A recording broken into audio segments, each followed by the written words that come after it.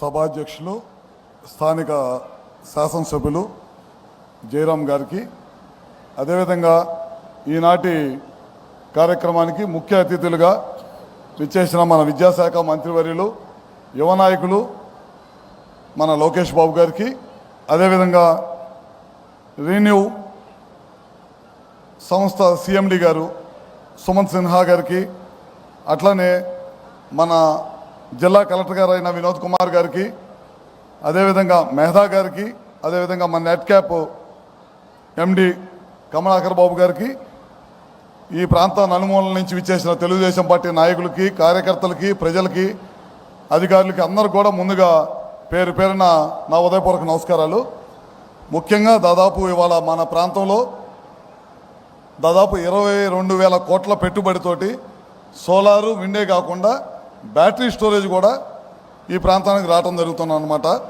అది దావోస్లో మన నారా లోకేష్ గారు ప్రభుత్వం అధికారంలోకి వచ్చిన తర్వాత అక్కడికి వెళ్ళినప్పుడు వీళ్ళతో మాట్లాడి ఎట్టి పరిస్థితుల్లో ఈ ప్రాంతంలోకి ఈ పెట్టుబడిని తీసుకురావాలి, ఇక్కడున్న స్థానికంగా ఉన్న యువతకి ఉద్యోగ కల్పన కావాలి, రైతాంగానికి మంచి కౌలు రావాలనే ఉద్దేశంతో ఈ ప్రాజెక్ట్ ఇక్కడ తీసుకురావడం జరిగింది. అదేవిధంగా మన ప్రభుత్వం అధికారంలోకి వచ్చిన తర్వాత గాంధీనగర్లో ప్రధానమంత్రి గారి అధ్యక్షన ఒక మీటింగ్ జరిగితే చంద్రబాబు నాయుడు గారు అక్కడికి వెళ్ళినప్పుడు దాదాపు 7-8 మంది రాష్ట్రాలకు సంబంధించిన ముఖ్యమంత్రులు కానీ మిగతా వాళ్ళు కానీ చాలా పెద్ద ఎత్తున అక్కడికి రావడం జరిగింది.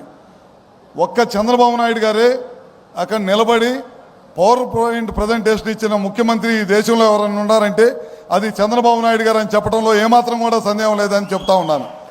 ఆ రోజు బిగిన అయిన ఈ ప్రయాణం మీ అందరికీ తెలియంది కాదు. మనం రాష్ట్ర విభజన అయిన తర్వాత తెలుగుదేశం పార్టీ అధికారంకి వచ్చిన తర్వాత 7,000 మెగావాట్లు సోలార్ విద్యుత్తుని విండుని ఈ ప్రాంతానికి తీసుకొచ్చాం. రాయలసీమ ప్రాంతంలో మనం పెట్టాం. తర్వాత మన ప్రభుత్వం అధికారం కోల్పోయిన తర్వాత ఈ ప్రాంతంలో పుట్టాను, నేను రాయలసీమ వాసిని అని గొప్పగా చెప్పుకునే ముఖ్యమంత్రి ఈ ప్రాంతంలో ఒక్క మెగావాట్ కూడా తీసుకురాలేదంటే అది సిగ్గుపడాల్సిన విషయం అని చెప్పి కూడా చెప్తా ఉన్నాను. మళ్ళీ మన ప్రభుత్వం అధికారంలోకి వచ్చిన తర్వాత ఖచ్చితంగా రాయలసీమ ప్రాంతం సోలార్ విండ్కు ఈ ప్రాంతంలో అనువైన ప్రదేశం తప్పకుండా తీసుకురావాలి ఇక్కడ అనే ఉద్దేశంతో ఇవాళ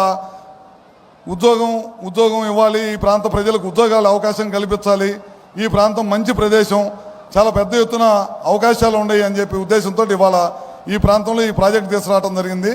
ఇందాక చూసి ఉంటారు మీరు, ఇందాక టీవీలో ప్లే చేసినప్పుడు ప్రధానమంత్రి గారు మాట్లాడారు.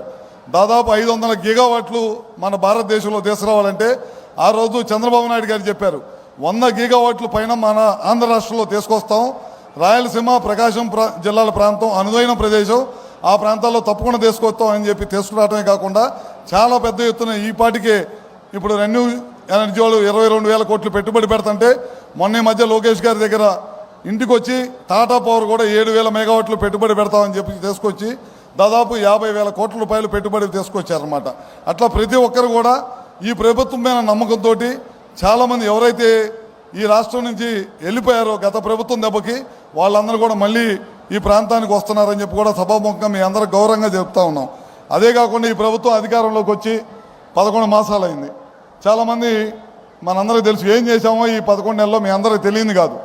దాదాపు పెన్షన్లు ఇస్తున్నాం, దాదాపు 4,000 పెన్షన్లు, 4,000 ఇస్తున్నాం, 6,000 ఇస్తున్నాం, కొంతమంది 15,000 రూపాయలు పెన్షన్ ఇస్తున్నాం, కొంతమంది 10,000 రూపాయలు పెన్షన్ ఇస్తున్నాం. నాకు తెలిసి భారతదేశంలో ఏ రాష్ట్ర ప్రభుత్వం ఇవ్వలేని పెన్షన్స్ ఒక్క ఆంధ్ర రాష్ట్రంలో కూటమి ప్రభుత్వం నారా చంద్రబాబు గారి నాయకత్వంలో మాత్రమే ఇస్తామని చెప్పి కూడా సగౌరవంగా మీ అందరికీ తెలియజేస్తా ఉన్నాం. అదే కాకుండా మనం ఇవాళ ఇండస్ట్రీస్ తీసుకొస్తున్నాం. లోకేష్ గారు ఒకటే పెట్టుకున్నారు, మనం పాదయాత్ర చేసేటప్పుడు చాలామంది యువతులు అందరూ కూడా వచ్చి అన్న మేము చదువుకున్నాం, మాకు ఉద్యోగ అవకాశాలు కావాలి, మేము ఉద్యోగాల కోసం బయట రాష్ట్రాలు పోతుంటే చిన్న చూపు చూస్తున్నారు, మేము పక్కన ఉన్న బెంగళూరు, మెడ్రాసు లేకపోతే హైదరాబాద్ వెళ్ళాల్సి వస్తుంది, మన రాష్ట్రంలో ఉద్యోగ కల్పన తీసుకురావాలని చాలామంది కోరారు. అందుకని రెన్యూబుల్ ఎనర్జీ కానీ అదేవిధంగా ఐటీలో కానీ మొన్న ఈ మధ్య మనం చూస్తూ ఉన్నాం, వైజాగ్లో టాటా వాళ్ళని తీసుకొని రావడం జరిగిందనమాట. అట్లా ప్రతి చాట కూడా ఎవరో ఒకరిని తీసుకొని వచ్చి ఉద్యోగ కల్పన చేయాలనే ఉద్దేశంతో 20 లక్షల ఉద్యోగాలు కల్పన చేయాలనే ఉద్దేశంతో వాళ్ళు ఈ కార్యక్రమాలన్నీ చేస్తున్నాం అని చెప్పి కూడా మీ అందరికీ తెలియజేసుకుంటూ రాబోయే రోజుల్లో కూడా ఏ విశ్వాసంతో ఈ కుటుంబ ప్రభుత్వానికి ఇంత పెద్ద ఎత్తున మెజార్టీ ఇచ్చారో ఆ విశ్వాసాన్ని ఏమాత్రం కూడా సన్నగిల్లకుండా చాలా పెద్ద ఎత్తున పనులన్నీ కూడా చేస్తామని చెప్పి కూడా మరొకసారి సభాముఖంగా తెలియజేసుకుంటూ, ముఖ్యంగా నారా లోకేష్ గారు అధికారం చేపట్టిన తర్వాత నుంచి ఒకటి దృష్టిలో పెట్టుకున్నాను, మనం ఉద్యోగాలు కల్పించాలి. కష్టపడి తల్లిదండ్రులు వ్యవసాయం చేసి పిల్లల్ని చదివించుకుంటా ఉన్నారు, ఒక పూట తినక పిల్లల్ని చదివిస్తూ ఉన్నారు. మనం ఉద్యోగ అవకాశాలు తప్పకుండా కలిగిస్తారనే ఉద్దేశంతో వాళ్ళు ఈ కార్యక్రమం తీసుకొస్తా ఉన్నాం. మీరు చూసి ఉంటారు, మొన్న ఈ మధ్య ఈ ప్రోగ్రాం ముందు చాలా పెద్ద ఎత్తున ప్రకాశం జిల్లాలో రిలయన్స్ వాళ్ళని తీసుకొచ్చాం. దాదాపు 500 ప్లాంట్లు పెడతా ఉన్నారు, సిబిజీ గ్యాస్ ప్లాంట్లు. దాని ద్వారా కూడా ఒక ప్లాంట్కి వచ్చేతలకి దాదాపు 500 మందికి పైచీలకు డైరెక్ట్గా ఇండైరెక్ట్గా ఉద్యోగాలు తీసుకొచ్చే కార్యక్రమం తీసుకొచ్చాం అనమాట.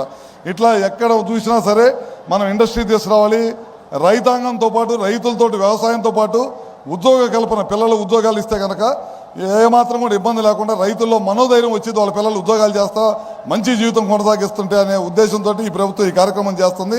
తప్పకుండా ఈ కార్యక్రమం సంక్షేమాన్ని అదేవిధంగా అభివృద్ధిని రెండు పాదాలు మేము చేస్తాం. చూస్తూ ఉన్నారు, గతం 5 సంవత్సరాలు ఒక్క రోడ్డు కూడా ఇలా. మన ప్రభుత్వం అధికారంలోకి వచ్చిన తర్వాత ఇప్పుడు 800 కోట్ల రూపాయలు రోడ్లు ఖర్చు పెట్టాం, మళ్ళీ కూడా చేస్తాం. మళ్ళీ కూడా ఇంకా 600 కోట్ల రూపాయలతో రోడ్లు పిలిచారు. అదేవిధంగా గ్యాస్ ఇస్తూ ఉన్నాం. రేపు రాబోయే రోజుల్లో పిల్లలు చదువుకోవడానికి ఖచ్చితంగా మళ్ళీ ఆ రోజు ముఖ్యమంత్రి గారు ఏదైతే చెప్పారో ఇంటికి ఒక పిల్లాడికి ప్రతి పిల్లాడికి కూడా 15,000 ఇస్తూ ఉన్నారు, అది తప్పకుండా చేస్తాం. రైతులకు కూడా ఏదైతే మాట ఇచ్చారో అవన్నీ కూడా తప్పకుండా చేస్తామని చెప్పి కూడా సభాముఖంగా ఈ ప్రభుత్వం కట్టుబడి ఉండదని కూడా సభాముఖంగా మీ అందరికీ తెలియజేసుకుంటూ, అదేవిధంగా రెన్యూ కంపెనీ వాళ్ళు ఇక్కడికి వచ్చి చాలా పెద్ద ఎత్తున పెట్టుబడిని పెడుతున్నందుకు వాళ్ళ కంపెనీకి కూడా పేరున అభినందన తెలియజేసుకుంటూ, ఈ ఎంఓయూ చేసుకోవడమే కాదు, తొందరలో ఈ ప్లాంట్ ఇక్కడ తీసుకొచ్చి ఇక్కడ ఈ ప్రాంత ప్రజలకు ఉపయోగపడే విధంగా చేయాలని చెప్పి కూడా ఉపయోగపడేటట్టు చేయాలి. ఈ చుట్టుపక్కల ఉన్న గ్రామస్తులకు ఉద్యోగ అవకాశాలు కల్పించాలని చెప్పి కూడా మరొకసారి కోరుకుంటూ, ఈ అవకాశం ఇచ్చిన అందరూ కూడా మరొకసారి పేరున నమస్కారాలు తెలియజేసుకుంటూ